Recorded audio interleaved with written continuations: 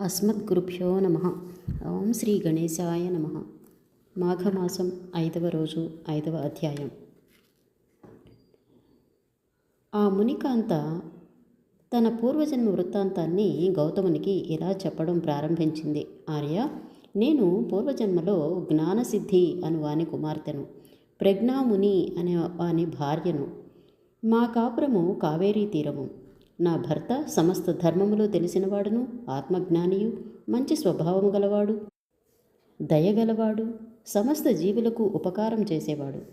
అతడు కావేరీ నదికి ఉత్తరపు ఒడ్డున ఒక ఆశ్రమాన్ని నిర్మించుకొని దానిలో నివసిస్తూ మాఘమాసమున శుచిగా స్నానం ఆచరిస్తూ ఉండేవారు.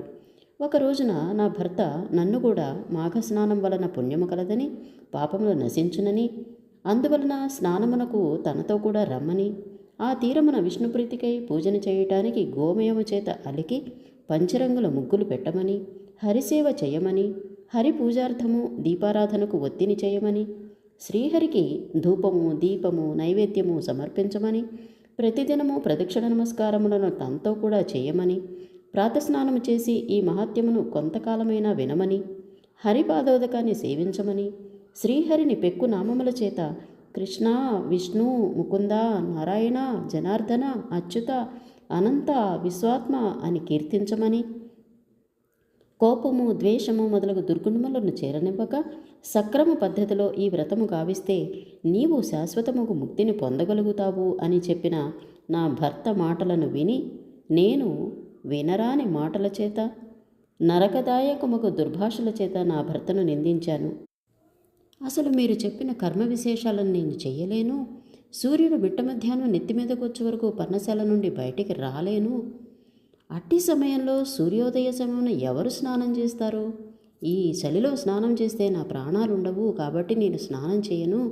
నీ మాటను అంగీకరించి చలిచేత చావటానికి నేను సిద్ధపడను అని ఈ ప్రకారం నా భర్తతో పలకగా, మాఘమాస ధర్మాలను బాగుగా నెరిగిన నా భర్త నిత్యము శాంత స్వభావుడైనా కూడా నేను పలికిన దుర్భాషలకు కోపించి నన్ను శపించారు. ధర్మమునతిక్రమించిన కుమారుని, దుర్భాషలాడు భార్యని, బ్రాహ్మణ ద్వేషుడైన రాజుని తక్షణమే శాపము చేత దండించాలి. అందువలన నా భర్త నన్ను ఈ రీతిగా కృష్ణవేణి నదీ తీరమున జలశూన్యమైన అశ్వత్థ వృక్షము యొక్క తొర్రలో కప్పగా పడి ఉండు అని శపించారు.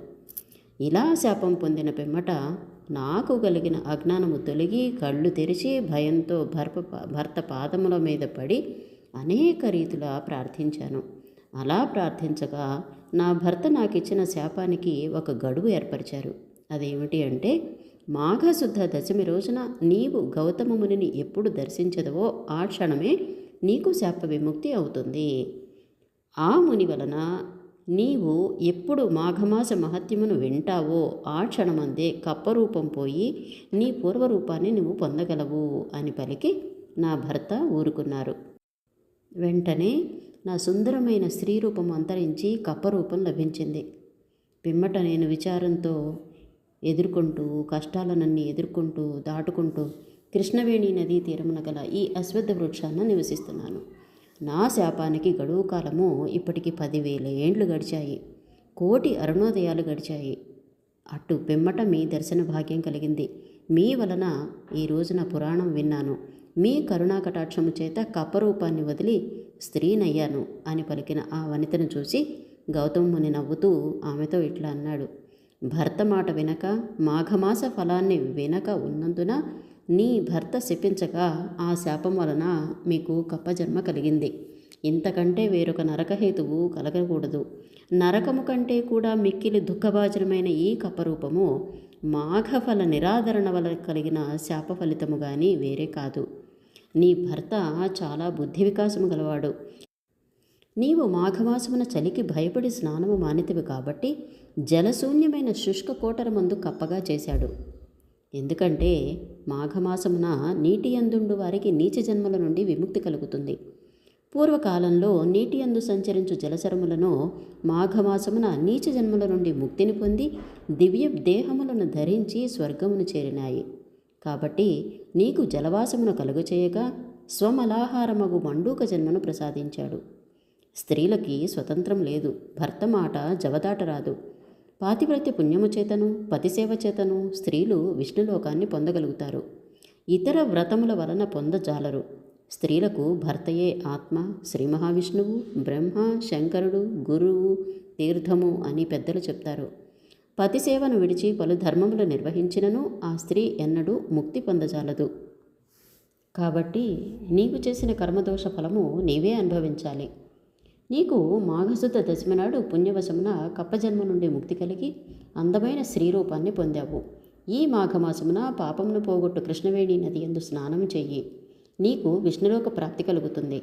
స్త్రీలు కానీ పురుషులు కానీ ఈ మాఘమాసమున ప్రాతకాలమున స్నానము చేయుదురేని వారు శ్రీ మహావిష్ణువు సన్నిధానమును చేరుతారు.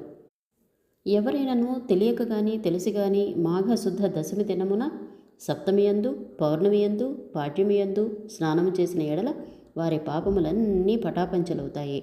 మాఘశుద్ధ పాడ్యమి రోజున స్నానము చేసిన వారి పాపములు గాలి చేత మేఘములు విడిపోయినట్లు నశిస్తాయి. ఎవరు మాఘశుద్ధ ఏకాదశి నాడు, ద్వాదశి నాడు స్నానము చేసి శ్రీహరిని పూజించి తత్సన్నిధానమున విష్ణు కథలను, మాఘమాస మహత్యమును సంతోషంగా భక్తితో వింటారో వారి పాపములు నిప్పు తగిలిన గడ్డి కుప్పవలే భస్మమవుతాయి. అలాగే స్నానము చేసి శ్రీహరి పూజ చేసి మాఘమాసమున శక్తికి తక్కువ లేకుండా దానం చేయాలి అని చెప్పారు.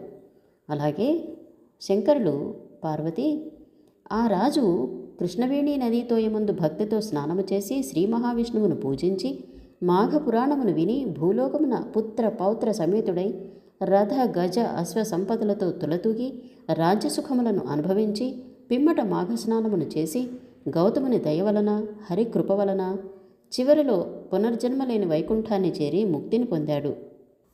ఈ మాఘమాసమందు దైవవశము చేత ఒక్కసారి స్నానమాడినను శూద్రుడు వాని భార్య సద్గతిని పొందినట్లు విష్ణులోక ప్రాప్తిని చెందెదరు అని చెప్పగా పార్వతీదేవి, నాథ, ఆ శూద్రుడెవరు, వాని భార్య ఎవరు, వీళ్ళు మాఘస్నానం ఎలా చేశారు, వారు ఏం పాపం చేశారు చెప్పమని అడగగా శంకరుడు, పార్వతి విను, పాపనాశన కర్మకు ఈ కథను చెప్తాను, విని ఆనందించు అని చెప్పడం ప్రారంభించారు.